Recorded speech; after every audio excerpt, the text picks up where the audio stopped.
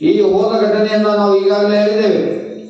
ಅಕ್ರೂರ ಅಂದ್ರೆ ರಾಯಬಾಯಿಯನ್ನ ಕಳಿಸಿ ಕೃಷ್ಣನನ್ನ ಪ್ರೀತಿಯ ಮೂಲಕ ಕೃಷ್ಣನವನ್ನ ವಧೆಯನ್ನು ಮಾಡ್ಬೇಕಂದ್ರೆ ಕಂಸ ಉಪಾಯ ಹಾಕಿದ. ಹಾಗಾಗಿ ಕೃಷ್ಣನ ಪ್ರೀತಿನಿಂದ ಮಥುರಾ ನಗರಕ್ಕೆ ಆಗಮಿಸ್ತಾನೆ ಭಗವಾನ್ ಕೃಷ್ಣ. ಕೃಷ್ಣ ಭಗವಾನ್ ಮಥುರಾ ನಗರದಲ್ಲಿ ಜನಿಸಿದ ನಂತರವೇ ಮೊಟ್ಟು ಬರಲು ಭಗವಾನ್ ಕೃಷ್ಣ ಏನ್ ಮಾಡ್ತಾನೆ, ಮಥುರಾ ನಗರಕ್ಕೆ ಆಗಮಿಸ್ತಾನೆ. ಆಗ ಮಥುರದ ಜನ ಉಲ್ಲಾಸವೇ ಉಲ್ಲಾಸ. ಯಾಕೆ ಉಲ್ಲಾಸವಾಗಿತ್ತಂದ್ರೆ ಈಗಾಗಲೇ ಅನೇಕ ಪವಾಡಗಳು, ಅನೇಕ ಘಟನೆಗಳು ನಗರದ ಜನ ಅಂದ್ರೆ ಅವರು ಮಥುರಾ ನಗರದ ಜನ ಕೇಳಿದ್ರು. ಅಂತ ಒಂದು ಪವಾಡದ ಅಂತ ಅದ್ಭುತವಾದ ಶಕ್ತಿ ವಿಷ್ಣುವಿನ 8ನೇ ಅವತಾರ ಸಾಕ್ಷಾತ್ ವಿಷ್ಣುನೇ ಮಥುರಾ ನಗರಕ್ಕೆ ಆಗಮಿಸಿದ್ದಾನೆ ಅಂದಾಗ ಇಡೀ ಮಥುರದ ಜನ ಏನಾಗಿತ್ತು ಅಂದ್ರೆ ಬಹಳ ಖುಷಿ ಅವರು. ಯಾಕಾಗಿತ್ತು ಅಂದ್ರೆ ಈ ಜಗತ್ತಿನಾಗ ಆಗಾಗ ಹೇಳಿದ ಕೃಷ್ಣ ಅಂದ್ರೆ ಏನು, ಸಾವಿರಾರು ಕೋಟಿಗಳ ಸೂರ್ಯನಿಗೆ ಹೋಲಕ್ಕಿಂತ ಮಿಗಿಲಾದಂತ ಒಂದು ಬೆಳಕಿನ ಶಕ್ತಿ ಯಾವುದಂದ್ರೆ ಶ್ರೀಕೃಷ್ಣ. ಆ ಕೃಷ್ಣನ ಒಂದು ಬೆಳಕು ಮಥುರಾ ನಗರದಲ್ಲಿ ಆಗಮಿಸ್ತದೆ. ಅಂದ್ರೆ ಮನೆಯಲ್ಲಿ ಸಣ್ಣ ಕೂಸಿನಿಂದ ಹಿರಿಯರವರೆಗೆ ಎಲ್ಲರೂ ನೋಡಲು ಕಾತರಾಗಿದ್ದರು. ಆಗ ಅಕ್ರೂರನ ಕುದುರೆಯಲ್ಲಿ ರಥದಲ್ಲಿ ಕೃಷ್ಣ ಮಥುರಕ್ಕೆ ಆಗಮಿಸ್ತಾನೆ. ಆಗಮಿಸುವಂತ ಸಂದರ್ಭದಲ್ಲಿ ಯಾರು ರಂಗೋಲಿ ಹಾಕುವುದು, ಯಾರು ನಮಸ್ಕಾರ ಮಾಡುವುದು, ಯಾರು ಪೂಜೆ ಮಾಡುವುದು, ಯಾರ ಮೇಲೆ ಮಾಳಿಗೆ ಮೇಲೆ ನಿಂತು ನೋಡುವುದು ಎಲ್ಲ ಆರಂಭವಾಗ್ತದೆ. ಆರಂಭವಾದಾಗ ಆಗ ದ್ವಾರಗಳು, ದೊಡ್ಡ ದ್ವಾರಗಳು ಹೆಂಗ ಬೀದರ್ ಕೋಟೆಯಲ್ಲಿ ಕೋಟೆ ಒಳಗೆ ಪ್ರವೇಶ ಆಗ್ಬೇಕು ದ್ವಾರಗಳ ಮೂಲಕ, ಅಂದ್ರೆ ದ್ವಾರದ ದೊಡ್ಡ ಬಾಗಿಲ ಮೂಲಕ ಒಳಗೆ ಹೋಗ್ಬೇಕಾಗ್ತದೆ. ಆಗ ಮಥುರಾ ನಗರದ ಕೋಟೆಯ ಒಳಗೆ ಹೋಗ್ಬೇಕಾದ್ರೆ ಆ ಕೋಟೆಯ ಪ್ರವೇಶದಲ್ಲಿ ಕಂಸ ಏನ್ ಮಾಡಿದ ಅಂತಂದ್ರೆ 2 ದೊಡ್ಡ ಆನೆಗಳು, ಅದು ಕಮಲ ಪಿಂಡ ಅಂತ ಕರೀತಾರೆ, ದೊಡ್ಡ ಆನೆಗಳು. ಅದಕ್ಕೆ ಏನ್ ಮಾಡಿದ ಅಂದ್ರೆ ಕಂಸ ಮದ ಬಂದಾಗ, ಮದ ಅಂದ್ರೆ ಏನು, ಅದಕ್ಕೆ ಶನಿಯನ್ನು ಕುಡಿಸಿ ನಿಶ್ಚವಾದ ವಸ್ತುಗಳನ್ನ ತಿನ್ನಿಸಿ ಅದನ್ನ ಏನ್ ಮಾಡ್ಬೇಕು, ನಶ ಮಾಡಿಸೋದನ್ನ ಯಾರಿಗಂದ್ರೆ ಆನೆಗಳಿಗೆ. ಆ ಆನೆಯನ್ನ ಸವಾರನಿಗೆ ಹೇಳಿದ್ರೆ ಭಗವಾನ್ ಕೃಷ್ಣ ಮಥುರಾ ನಗರದ ಕೋಟೆ ಒಳಗೆ ಆಗಮಿಸಿದಾಗ ಏನ್ ಮಾಡ್ಬೇಕು, ಆನೆಯಿಂದ ಆ ಮಗನನ್ನು ತುಳಿಬೇಕು ಎಂಬ ವಾಸಂಚನ ಹಾಕಿದ ಭಗವಾನ್ ಕೃಷ್ಣ.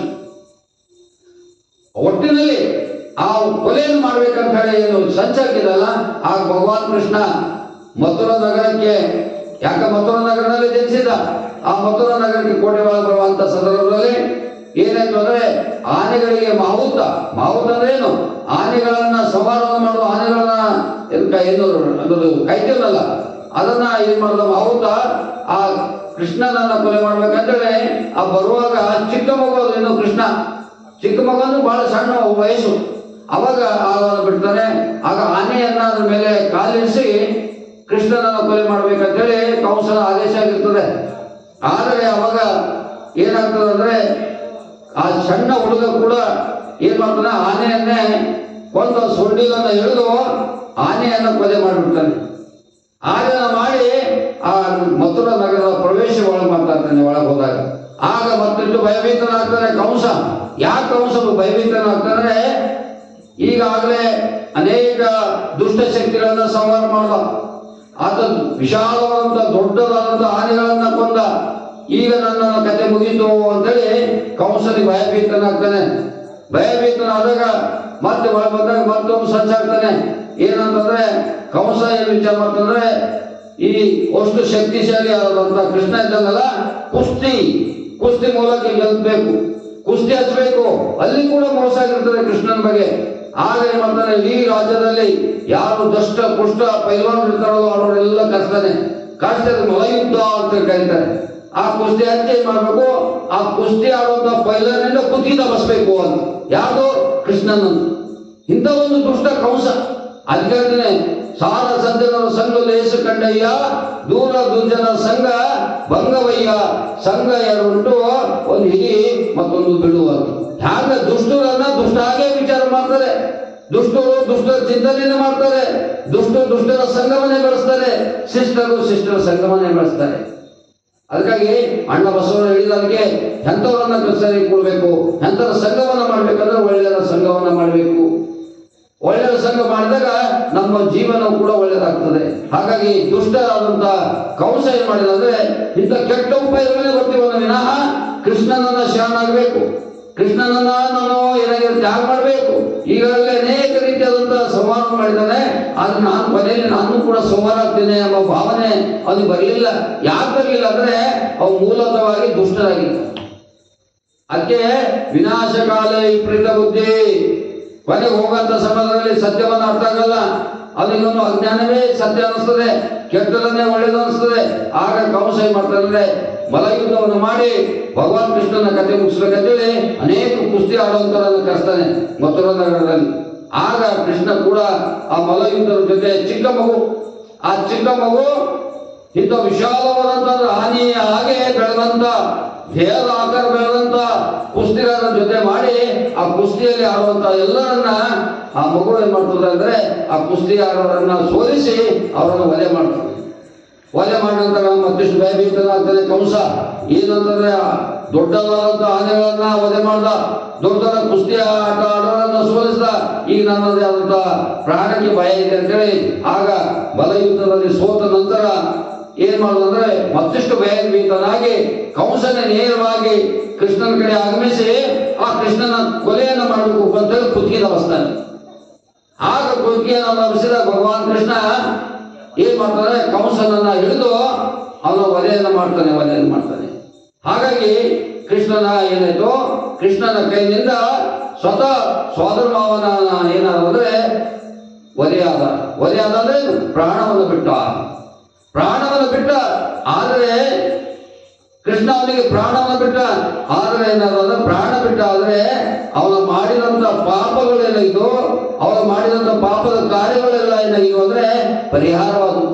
ಯಾಕೆ ಪರಿಹಾರವಾದ್ರೆ ಭಗವಾನ ಅಂತ ಯಾವುದೇ ದೇವರಲ್ಲಿ ಅವನು ಒಳ್ಳೆ ರೀತಿಯಾಗಿ ನೆನಪು ಮಾಡಬೇಕು, ಇಲ್ಲಾಂದ್ರೆ ಕೆಟ್ಟ ಸಂದರ್ಭಗಳು ಕೂಡ ನೆನಪು ಮಾಡಬೇಕು. ಅವನು 24x7 ಏನಾಗಿದ್ದ, ಕೃಷ್ಣನ ವೈರಿಯಾಗಿದ್ದ.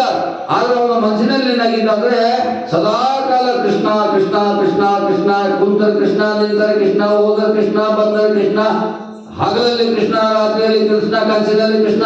ಯಾಕಂದ್ರೆ ಯಾವಾಗ ನಮ್ಮ ಏನಾಗ್ತದೋ ಅಂತ 24x7 ಮನದಲ್ಲಿ ಅವನ ಧ್ಯಾನ ಏನಾಗಿತ್ತು ಅಂದ್ರೆ ಕೃಷ್ಣನ ಕಡೆ. ಹಾಗಾಗಿ ಕೊನೆಗೆ ಕೃಷ್ಣ ಏನನ್ನ ನನ್ನ ವೈರಿಯಾಗಿ ಆದ್ರೂ ಕೂಡ ನನ್ನ ನಾಮವನ್ನ ಮಾಡ್ತಲ್ಲ, ವೈರಿ ಆದ್ರೂ ಕೂಡ ನನ್ನನ್ನು ನೆನೆಸದಲ್ಲ, ಆಗ ನಿನಗೆ ಮುಕ್ತಿ ಮಾಡ್ತಂದೇಳಿ ಕಂಸನಿಗೆ ಏನ್ ಮಾಡ್ತಾನೆ ಅಂದ್ರೆ ಆ ಪರಮಾತ್ಮನ ಕೈಯಿಂದಲೇ ಸಂವಾರವಾದಾಗ ಕಂಸನ ಏನಾಗಿದೆ ಅಂತ ದುಷ್ಟ ಕೂಡ ಅದಕ್ಕೆ ನಿನ್ನ ಹುಟ್ಟಿದ ಮಣ್ಣು ಪಾವನವಾಗುತ್ತದೆ ಈಗ ಅಂತೇಳಿ ಶರಣರು ಕೂಡ ಹೇಳ್ತಾರೆ, ದಯ ಮುಟ್ಟಿದ್ದಾರೆ. ಹಾಗಾಗಿ ಒಳ್ಳೆ ಸಾಧು ಸಂತರು ಮಹಾತ್ಮರು ನಡೆದಂತ ಭೂಮಿ ಏನಾಗ್ತದೆ, ಪಾವನ ಆಗ್ತದೆ. ಈ ಮಂದಿರ ಆಗೋಕ್ಕಿಂತ ಪೂರ್ವದಲ್ಲಿ ಭೂಮಿ ಏನಾಗಿತ್ತು, ಸಾಮಾನ್ಯವಾಗಿತ್ತು. ಇವತ್ತೇನಾಗಿದೆ, ಮಂದಿರ ದಕ್ಷಿಣಮುಖಿ ಹನುಮಾನ್ ಮಂದಿರ ಏನಾಗಿದೆ ಅಂದ್ರೆ ಪಾವನ ಆಗಿದೆ. ಈ ಮಂದಿರದಲ್ಲಿ ಬಂದರೂ ಕೂಡ ಅವರು ಮಾಡಿದಂತ ಸಾವಿರಾರು ಕರ್ಮಗಳು, ಸಾವಿರಾರು ಪಾಪಗಳನ್ನ ಈ ಭೂಮಿ ಮೇಲೆ ಅಂದ್ರೆ ಏನು, ಈ ದಕ್ಷಿಣಮುಖಿ ಭೂಮಿಯ ಮೇಲೆ ಬಂದು ಹನುಮಾನ್ ದರ್ಶನ ಮಾಡಿದರೆ ಎಲ್ಲ ಮುಕ್ತನಾಗ್ತಾನೆ.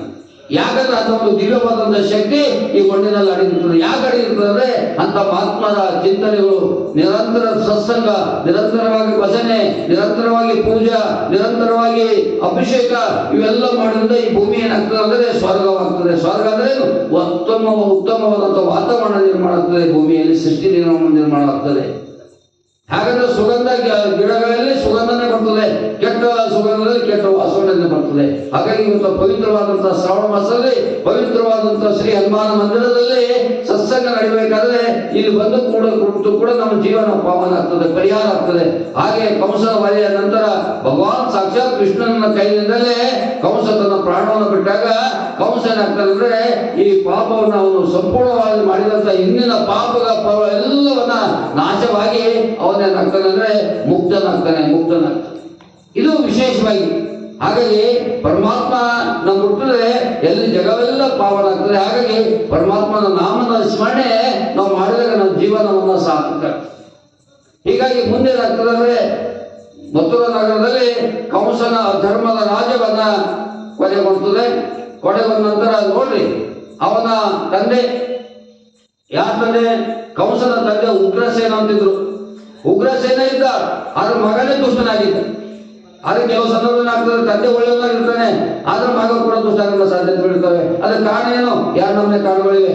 ಒಂದು ಅವನಿಂದ ಕಲಿಬೇಕು, ಇನ್ನೊಬ್ಬರೇನೋ ಫ್ರೆಂಡ್ ಸರ್ಕಲ್ ನಿಂದ ಕಲಿತು ದುಷ್ಟನಾಗ್ತಾನೆ. ಎರಡು, ಹಾಗಾಗಿ ಏನಾಯ್ತು, ಉಗ್ರಸೇನನ್ನ ಸ್ವಂತ ತಂದೆಯಲ್ಲೇ ಕಂಸರಾಜ ಏನ್ ಮಾಡ್ತಾನೆ, ಬಂಧಿಸಿ ಜೈಲಿನಲ್ಲಿ ಇರ್ತಾನೆ.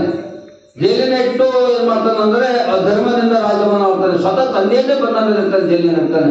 ಇಂಥ ದುಷ್ಟ ಯಾರು ಅಂದ್ರೆ ಕಂಸ. ಆ ಕಂಸನ ಏನು ಕೊಲೆ ಆಯ್ತು, ಏನು ವಧೆ ಆಯ್ತು, ನಾಶನಾದ. ಅವಾಗ ಮತ್ತೆ ಏನಾಯ್ತು ಅಂದ್ರೆ ಉಗ್ರಸೇನ ಮಥುರದ ರಾಜನಾದ. ಮಥುರ ಸಾಮ್ರಾಜ್ಯ ಏನಾಯ್ತು ಅಂದ್ರೆ ಆಗ ಸತ್ಯ, ನ್ಯಾಯ, ನೀತಿ, ಧರ್ಮದ ತತ್ವಗಳು ಕಂಸನ ತಂದೆಯಾದಂತ ಉಗ್ರಸೇನ ಏನ್ ಮಾಡಿದ್ರೆ ತನ್ನ ರಾಜ್ಯದಲ್ಲಿ ಜಾರಿಗೆ ಕೊಡಿಸ್ತ. ಹೀಗೆ ಏನಾಗ್ತದೆ, ಒಟ್ಟಿನಲ್ಲಿ ಇವತ್ತಿನ ಪ್ರವಚನದ ಕಾನ್ಸೆಪ್ಟ್ ಏನಿದೋ, ಶ್ರೀಕೃಷ್ಣ ಜೀವನದ ಚರಿತ್ರೆ ಕಾನ್ಸೆಪ್ಟ್ ಏನಿದೆ ಅಂದ್ರೆ ಎಲ್ಲಿ ಅನ್ಯಾಯ ಆಗ್ತದೋ, ಎಲ್ಲಿ ಅಧರ್ಮ ಆಗ್ತದೋ ಅಲ್ಲಿ ಏನ್ ಮಾಡ್ಬೇಕು, ಧರ್ಮವನ್ನ ರಕ್ಷಣೆ ಮಾಡ್ಬೇಕು. ಎಲ್ಲಿ ಅನ್ಯಾಯ ಆಗ್ತದೋ ಅಲ್ಲಿ ನ್ಯಾಯವನ್ನು ಕೊಡಿಸ್ಬೇಕು. ಎಲ್ಲಿ ಅಹಂಕಾರ ಇರ್ತದೋ ಅಹಂಕಾರವನ್ನು ಬಿಡಬೇಕು ಎಂಬ ಸಂದೇಶವನ್ನೇ ಇವತ್ತ ಈ ಪ್ರವಚನ ಕಾರ್ಯಕ್ರಮದ ಉದ್ದೇಶ ಆಗಿರ್ತದೆ. ಪ್ರತಿಯೊಬ್ಬ ಮನುಷ್ಯನ ಬಳಿ ಏನ್ ಮಾಡ್ತದೆ, ಸ್ವಲ್ಪ ಎಲ್ಲರಿಗೆ ನಮ್ಗೆ ಹಿಡಿದು ಹೇಳ್ತೇನೆ, ಸ್ವಲ್ಪ ಏನಾದ್ರೂ ಅಹಂಕಾರ ಬಂದ್ಬಿಡ್ತದೆ. ಅಹಂಕಾರವನ್ನು ಹೋಗ್ಬೇಕಾದ್ರೆ ಅಧ್ಯಾತ್ಮ ಕಡೆ ಹೋಗ್ಬೇಕು ನಾವು. ಅಹಂಕಾರವನ್ನು ಹೋಗ್ಬೇಕಾದ್ರೆ ಎಲ್ಲಿ ಕಿರಣಿ ದುಃಖದ ಸಿಗಲ್ಲ. ಕಿರಣಿ ದುಃಖದ ಸಾಬನ್ ಸಿಗ್ತದೆ, 10 ರೂಪಾಯಿ ಕೊಟ್ಟರೆ. ಆದ್ರೆ ಆಧ್ಯಾತ್ಮಿಕ ಚಿಂತನೆ ಕಿರಣಿ ದುಃಖದ ಸಾಧ್ಯ ಇಲ್ಲ. ಆಧ್ಯಾತ್ಮಿಕ ಕಾರ್ಯಕ್ರಮವನ್ನ, ಆಧ್ಯಾತ್ಮಿಕ ಚಿಂತನೆಯನ್ನ ನಮಗೆ ಎಲ್ಲಿ ಸಿಗ್ಲಿಕ್ಕೆ ಸಾಧ್ಯ ಅಂದ್ರೆ ಅದು ಕೇವಲ ಆಧ್ಯಾತ್ಮಿಕ ಸತ್ಸಂಗದಲ್ಲಿ, ಭಜನದಲ್ಲಿ, ಸಾರ ಸಜ್ಜನರ ಸಂಘ ಎಲ್ಲಿ ಸಿಗ್ತದೆ, ಇಂಥ ಮಂದಿರಗಳಲ್ಲಿ ಮಾತ್ರ ನಮ್ಗೆ ಸಿಗ್ಲಿಕ್ಕೆ ಸಾಧ್ಯ ಆಗ್ತದೆ. ಹಣ ಕೊಟ್ಟರೆ ನಾವು ಕಿರಣಿ ದುಃಖದಲ್ಲಿ ಏನು ಪಡಿಬಹುದು, ಆದ್ರೆ ಹಣ ಇಲ್ಲದ ವ್ಯವಸ್ಥೆ ಎಲ್ಲಿ ಸಿಗ್ತದೆ, ಅದು ಅಂದ್ರೆ ಅದು ಮಂದಿರದಲ್ಲಿ ಮತ್ತು ಇಂಥ ಒಂದು ಪ್ರವಚನ ಕಾರ್ಯಕ್ರಮದಲ್ಲಿ ಮಾತ್ರ ದೊರಕಲಿಕ್ಕೆ ಸಾಧ್ಯ ಆಗ್ತದೆ. ಈ ನಿಟ್ಟಿನಲ್ಲಿ ಇದು ಹೀಗೆ ನಾವು ನೋಡ್ತೇವೆ.